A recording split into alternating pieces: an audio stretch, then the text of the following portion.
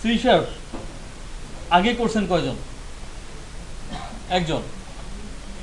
একটু একটু উঁচু করে হাত তুলতে হবে। 6 জন। সি শার্প আপনারা করছেন? হ্যাঁ। ওয়েব ফর্ম পর্যন্ত করছেন? ডেস্কটপ আপনি ওয়েব ফর্ম করছেন? আচ্ছা, এমভিসি করছেন? এমভিসি পর্যন্ত যাওয়া হয়নি। আমরা একদম প্রথম থেকেই শুরু করব। প্রথমে শুরু করার জন্য আমরা কোন অ্যাপ্লিকেশন ইউজ করি? কনসোল অ্যাপ্লিকেশন, তাই না? তাহলে আমরা কনসোল অ্যাপ্লিকেশন দিয়েই শুরু করি। তো এটা হচ্ছে ভিজুয়াল স্টুডিও শুরু করলে আপনারা এরকম একটা কিছু দেখতে পাবেন, একটা ইন্টারফেস আসবে। এদিকেও লেখা আছে নিউ প্রজেক্ট, অথবা ফাইলে গিয়ে নিউতে গিয়ে প্রজেক্ট, আমরা এখান থেকে শুরু করতে পারি যে কোনো এক জায়গায়। আমরা এখানে গেলাম, বেশ কিছু ল্যাঙ্গুয়েজ লেখা এখানে। আমাদের দরকার কোনটা? C sharp. তো ভিজুয়াল সি শার্প সিলেক্ট করলাম, কনসোল অ্যাপ্লিকেশন। ভিজুয়াল বেসিকেও দেখবেন কনসোল অ্যাপ্লিকেশন আছে, বাট সেখানে আমাদেরকে তখন কোড লিখতে হবে কোন ল্যাঙ্গুয়েজে? ভিজুয়াল বেসিকে, ভিবিতে। তো আমরা তো সেটা করবো না, আমরা লিখবো সি শার্পে। তাহলে কনসোল অ্যাপ্লিকেশন, আপনি এখান থেকে ব্রাউজ করে লোকেশনটা চেঞ্জ করে দিতে পারেন। আমি আপনাদের ব্যাচের নামে একটা ফোল্ডার করছি, 30 আজকের তারিখ। আমরা কোন অ্যাপ্লিকেশন দিয়ে অথবা কোন প্রজেক্ট দিয়ে প্রোগ্রামিং ল্যাঙ্গুয়েজ শেখা শুরু করি? Hello world. তাহলে আমরা হ্যালো ওয়ার্ল্ড বানাই, দিলাম হ্যালো ওয়ার্ল্ড। শেষে আরেকটা কথা লিখবো, এপিপি। এটা না লিখলে প্রোগ্রাম রান করবে না এমন কিছু নাই, অথবা এটা কোনো এক্সটেনশনও না। এক্সটেনশন হলে তো আমরা এভাবে লিখতাম ডট দিয়ে, এটা এমন কিছু না। এটা লেখার সুবিধা আপনারা কিছুদিন পরে আস্তে আস্তে বুঝতে পারবেন। বেসিক কারণটা হচ্ছে, সাপোজ আমরা লিস্ট নিয়ে এখন কাজ করতেছি অথবা অ্যারে লিস্ট নিয়ে কাজ করতেছি, আপনি প্রজেক্টের নামই দিলেন অ্যারে লিস্ট। তখন আপনি যখন প্রজেক্টের ভেতরে অ্যারে লিস্ট কথাটা লিখবেন, সে কি আপনার প্রজেক্টটাকে বুঝবে নাকি তার যে অ্যারে লিস্ট লেখা আছে সেটাকে বুঝবে? এটা নিয়ে একটা কনফিউশন তৈরি হয়। সো আপাতত ওইগুলো রিজলভ করাটা একটু টাফ হবে। শেষ দিকে গিয়ে হয়তো আমরা পারবো, তখন আমাদের ওগুলো কোনো প্রবলেমই হবে না। আমরা ওই প্রবলেমটা যাতে না হয়, আমাদের প্রজেক্টের শেষে আমরা এপিপি কথাটা লিখব। দিলাম।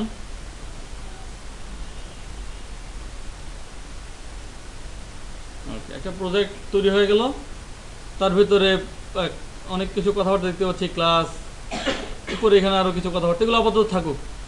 আমরা এটার দিকে তাকাই, এটা কি? Method, main method. প্রোগ্রাম কোত্থেকে এক্সিকিউট হয়? মেইন মেথড থেকে। তাহলে আমরা এখানে যেটা লিখবো সেটা এক্সিকিউট হবে। আচ্ছা, যারা সি শার্প করছেন, আমি হ্যালো ওয়ার্ল্ড কথাটা প্রিন্ট করতে চাই, কি লিখবো এখানে? Console dot right line. তো আমি ওকে দিব হ্যালো ওয়ার্ল্ড। সি শার্প কিন্তু কেস সেন্সিটিভ, যেমন এই যে মাঝখানে এল, আপনি যদি এটাকে স্মল লেটার দেন কাজ করবে না, আপনাকে এটা ক্যাপিটাল দিতে হবে। অথবা কনসোলের সি সাপোজ আপনি দিলেন স্মল লেটার, কাজ করবে না। আচ্ছা, দিলাম। তারপর আমি বিল্ড করি, বললো বিল্ড সাকসিডেড। আমি স্টার্ট দেই, এসে চলে যায়। একটা কিছু দেখায় কিন্তু আবার দেখায় চলে যায়। আমরা সিতে কি করতাম এই জিনিসটা থেকে যাওয়ার জন্য, যাতে চলে না যায়? গেট সিএচ কেন দেই?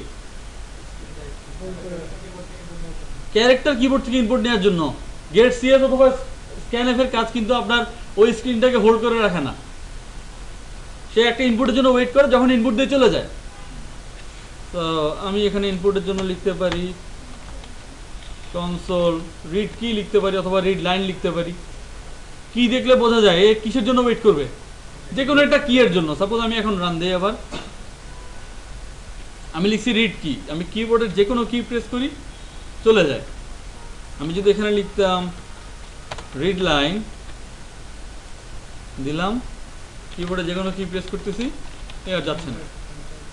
লাইন, একটা লাইন কখন শেষ হয়? যখনই আমরা এন্টার দেই। তো আমি যখনই এন্টার দিব তখনই সে চলে যাবে। তো আমাদের এখানে আসলে রিড লাইনের দরকার নেই, আমরা এখানে রিড কি দিয়ে আমাদের কাজ হবে। আমি রিড কি লিখতাম। আচ্ছা, আমরা প্রথমে বিল্ড করার কথা বলছি। বিল্ড না করলেও তো রান হয়, তাই না? তারপর আমি বিল্ড করলাম না, বিল্ড না করলেও তো চালাতে পারি, তাহলে কেন বিল্ড করতে হবে? তাহলে একটা কাজ করি, এবার আমি এইখানে একটু কেটে দিই। একটা এরর আছে, এখন অলরেডি আমাকে লাল দাগ দেখাচ্ছে, একটা এরর। আমি দিলাম রান, সে আমাকে বলে there were build error, would you like to continue and run the last successful build. Last successful build কোনটা? একটু আগে যেটা হয়েছে। আমি যদি ইয়েস দেই কিন্তু আমাকে আউটপুট দেখাবে, আমি যদি ইয়েস দিই আমাকে আউটপুট দেখাবে। বাট আমার কোডটা তো এখন ঠিক নাই। সাপোজ এখানে আমি আরও কিছু লাইন লিখছিলাম, সেই লাইনগুলো তো আর কাজ করবে না, সে লাস্ট যে সাকসেসফুল বিল্ড ছিল সেটাতে শুধু সে কাজ করবে। তাহলে এখন আরেকটু চিন্তা করেন, আপনি যে পিসিতে বসছেন সেই পিসিতে কেউ একজন এটাতে ক্লিক দিয়ে দিল,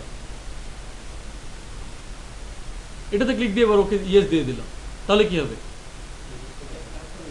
আপনি যতবারই স্টার্ট দেন সে আপনাকে কখনো এরর দিবে না, সে লাস্ট যে বিলটা সাকসেসফুল পাবে সেটাকে রান করে দিবে।